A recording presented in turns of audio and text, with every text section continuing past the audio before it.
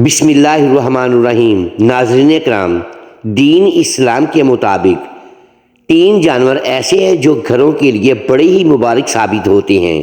اور جس گھر میں وہ آ کر رہنے لگیں اس گھر پر اللہ کی رحمتیں اور برکتیں نازل ہونے لگتی ہیں۔ ایسے گھر میں اللہ کے فضل و کرم سے رزق اور دولت آنے لگتی ہے، ان کی غربت ختم ہو جاتی ہے۔ جبکہ 3 جانور ایسے بھی ہیں کہ جس گھر میں آ کر رہنے لگتے ہیں تو اس گھر میں نحوست ڈیرے ڈال دیتی ہے، ایسے گھر میں رزق کی تنگی اور غربت داخل ہو جاتی ہے۔ لہٰذا آج کی اس معلوماتی ویڈیو میں ہم آپ کو گھروں میں رزق اور دولت لانے والے 3 جانوروں کا بھی بتائیں گے، جبکہ ان 3 جانوروں کے بارے میں بھی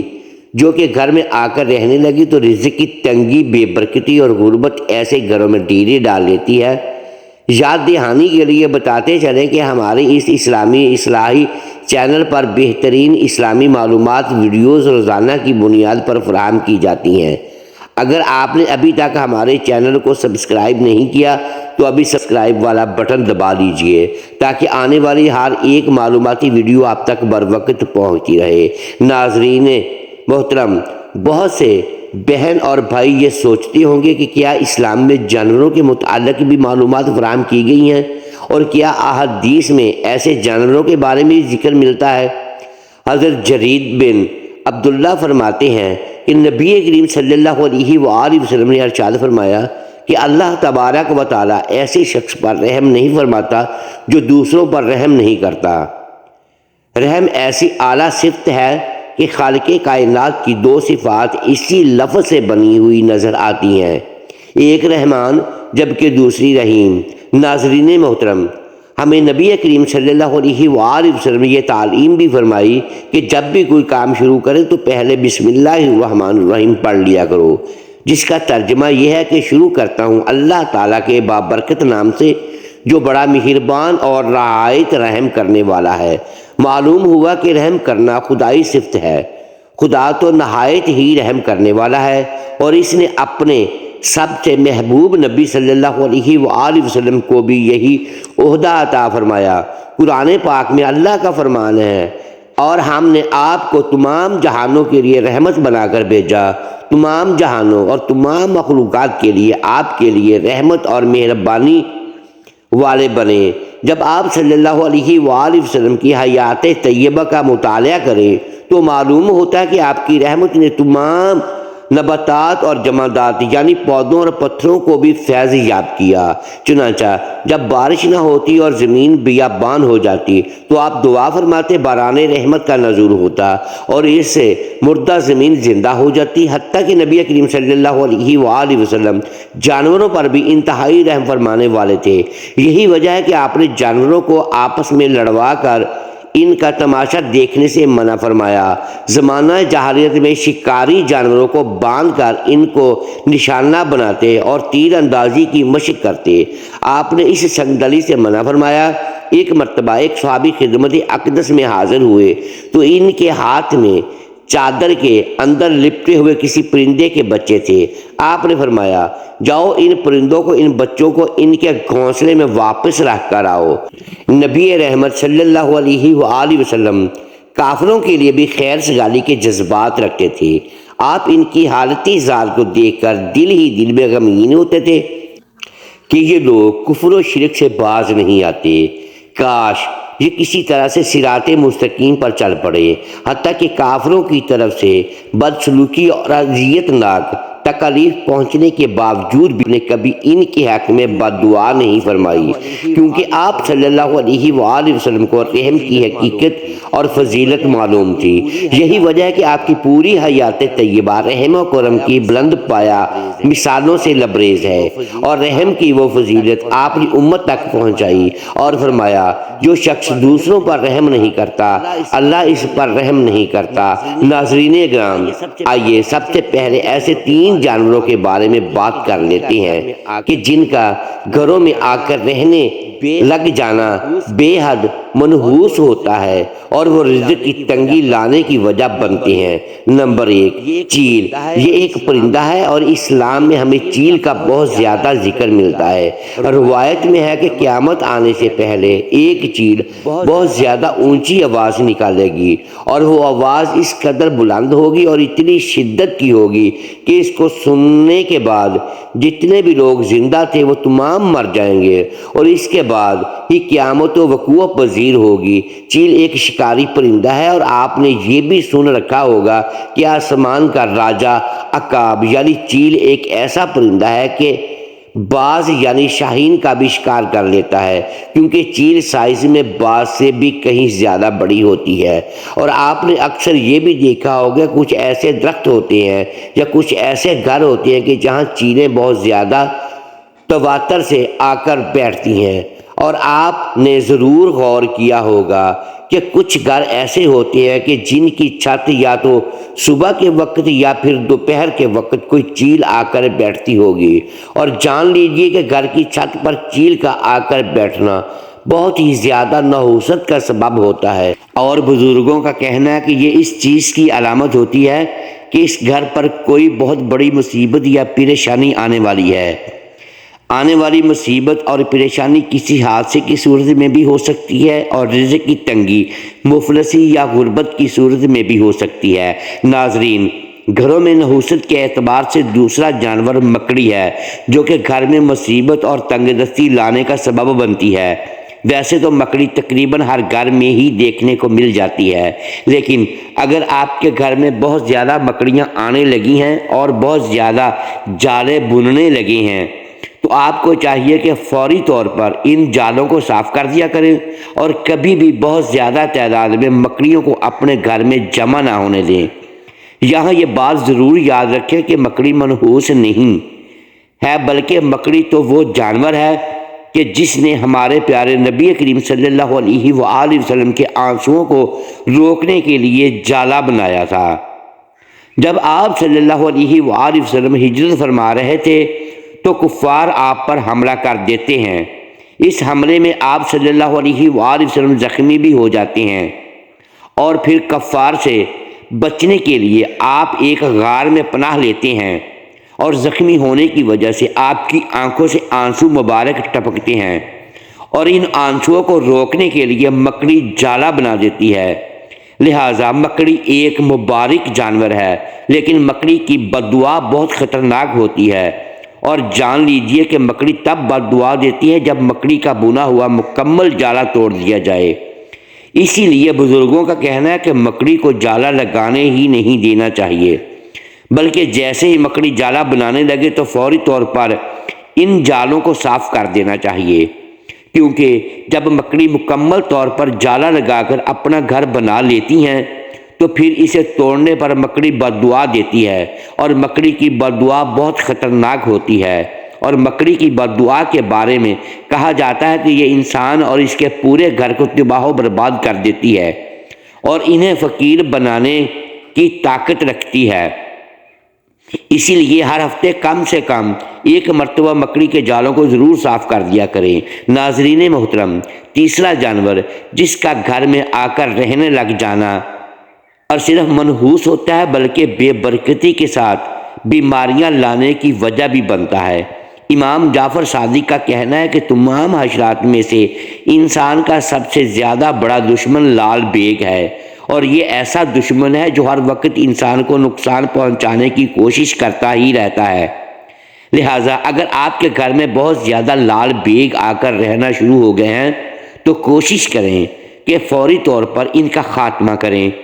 کیونکہ اسلامی لحاظ سے یہ ایک ناپاک اور غلیظ جانور ہے، اور کسی بھی گھر میں بہت زیادہ لال بیگ کا جمع ہو جانا رزق اور تنگ دستی لانے کا سبب بھی بنتا ہے۔ میڈیکل کے شعبے سے وابستہ سائنسدانوں کا کہنا ہے کہ گھر میں لال بیگ کا زیادہ تعداد میں جمع ہو جانا دل کی بیماریوں کا سبب بنتا ہے، کیونکہ لال بیگ ایک ایسا کیمیکل چھوڑتے ہیں جو انسانوں کے دل کو کمزور کرتا ہے اور ہارٹ اٹیک کی وجہ بنتا ہے۔ اس لیے اگر آپ کے گھر میں بہت زیادہ لال بیگ ہیں تو فوری طور پر ان کو ختم کرنے اور اپنے گھر سے نکالنے کی کوشش کریں۔ یہ تو تھے وہ 3 جانور جو کسی بھی گھر کے لیے بہت زیادہ منحوس اور نقصان دہ ثابت ہو سکتی ہیں۔ آئیے ناظرین، اب بات کر لیتے ہیں ایسے 3 جانوروں کی جن کا گھر میں آ کر رہنا رزق اور دولت میں فراوانی کا سبب بنتا ہے۔ ان میں سے سب سے پہلا شہد کی مکھی ہے۔ ناظرین، شہد کا شمار نبی کریم صلی اللہ علیہ وآلہ وسلم کے پسندیدہ ترین غذاؤں میں ہوتا ہے۔ اللہ تبارک و تعالیٰ نے شہد اور شہد کی مکھی میں برکت رکھی ہے۔ یہی وجہ ہے کہ جس گھر میں شہد کی مکھیاں چھتا بنا لیتی ہیں وہ گھر بہت مبارک سمجھا جاتا ہے۔ اکثر گھروں میں شہد کی مکھیاں اپنا چھتا لگا لیتی ہیں، تو جان لیجئے کہ گھروں میں شہد کی مکھیوں کا چھتا لگانا بہت ہی زیادہ مبارک ہے۔ یہ اس بات کی نشانی ہے کہ اس گھر میں رزق اور دولت کی فراوانی ہے، اور ایسا گھر بہت ہی اچھا اور بابرکت سمجھا مانا جاتا ہے۔ ناظرین، دوسرا جانور جو اگر آپ کے گھر میں آ کر رہنے لگے تو آپ کا گھر مبارک ہو جاتا ہے، وہ ہے چڑیا، کیونکہ چڑیا کا کسی گھر میں آ کر گھونسلہ بنانا بہت ہی مبارک مانا جاتا ہے۔ لہٰذا اگر کوئی چڑیا آپ کے گھر میں بھی گھونسلہ بنا لیتی ہے تو اس کے گھونسلے کو ہرگز نقصان نہیں پہنچانا چاہیے، کیونکہ چڑیا کا یہ معمول ہوتا ہے کہ جیسے ہی صبح ہوتی ہے وہ اپنے گھونسلے سے نکلنے سے پہلے اللہ کی حمد و ثنا کا ورد شروع کر دیتی ہے، اور ساتھ ہی وہ یہ دعا بھی کرتی ہے کہ یا اللہ پاک، نہ صرف آج کے دن مجھے رزق عطا فرما، بلکہ جس گھر میں میں نے گھونسلہ بنا رکھا ہے اس گھر میں بھی رزق کی فراوانی فرما، کیونکہ چڑیا ایک معصوم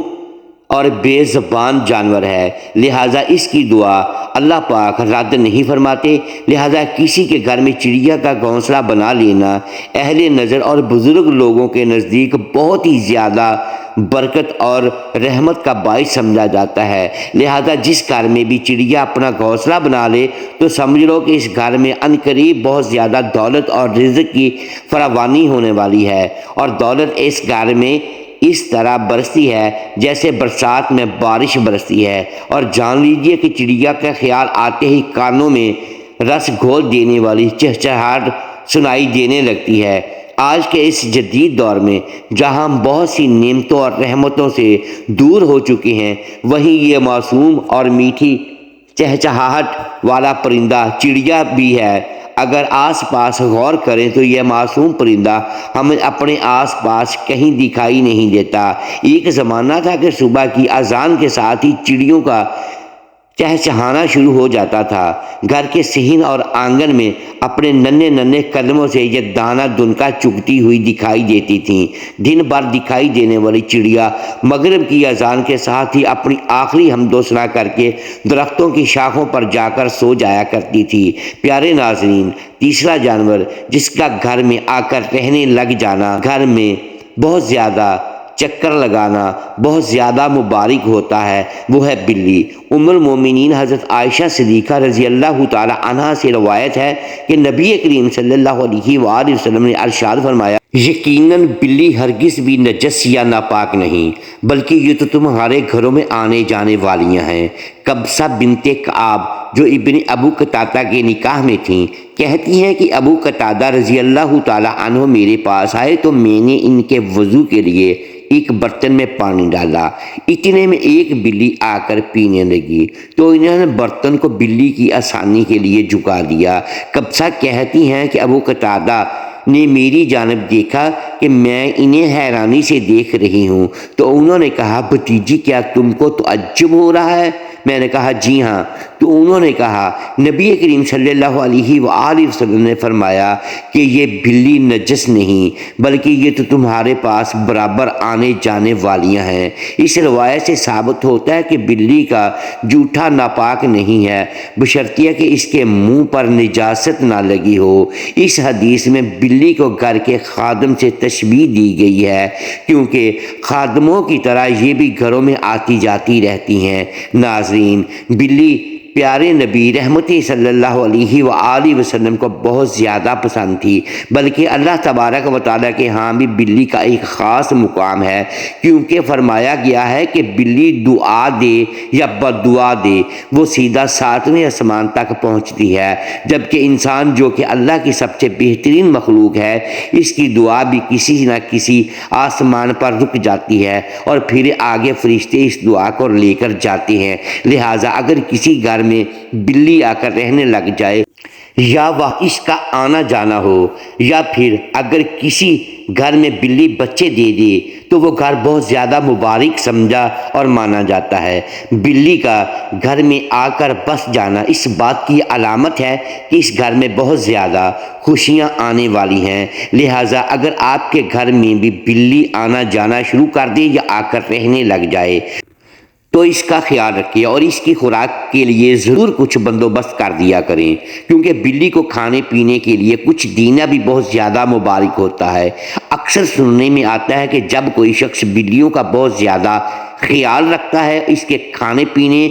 کا بندوبست کرتا ہے، تو اس کے حالات بدلنے میں دیر نہیں لگتی، کیونکہ اگر بلی آپ کی مہمان نوازی سے خوش ہو کر آپ کے لیے دعا کر دیتی ہے تو آپ کے وارے نیارے ہو جائیں گے، آپ کی تنگ دستیاں اور خوشحالیوں میں بدل جائیں گی، کیونکہ بلی ایک مبارک جانور ہے۔ حضرت عائشہ صدیقہ رضی اللہ تعالی عنہا نے فرمایا کہ میں نے ایک مرتبہ دیکھا کہ نبی کریم صلی اللہ علیہ وآلہ وسلم نے بلی کے بچے ہوئے پانی سے وضو فرما لیا۔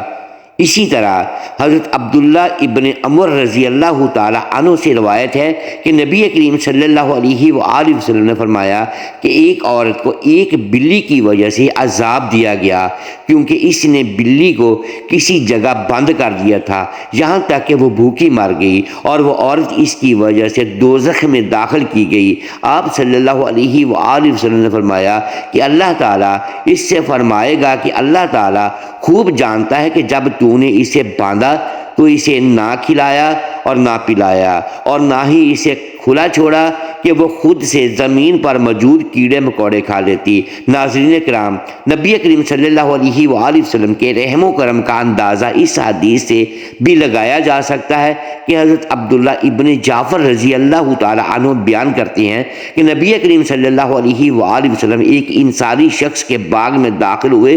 تو وہاں ایک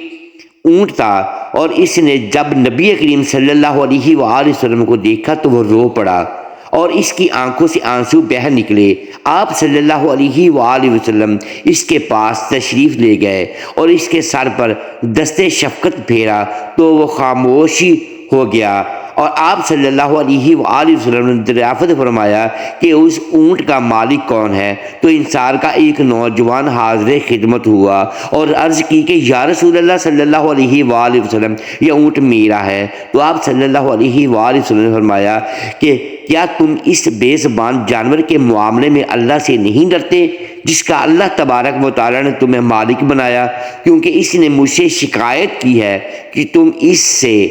بہت زیادہ کام لیتے ہو اور اسے بھوکا پیاسا رکھتے ہو۔ لہٰذا محترم ناظرین، ہمیں جانوروں اور پرندوں کے معاملے میں بہت زیادہ احتیاط سے کام لینا چاہیے۔ ہمیں دوسروں کے معاملے میں اللہ سے ڈرنا چاہیے، اللہ کی مخلوق کا خیال رکھنا چاہیے، لیکن اس کے ساتھ ہی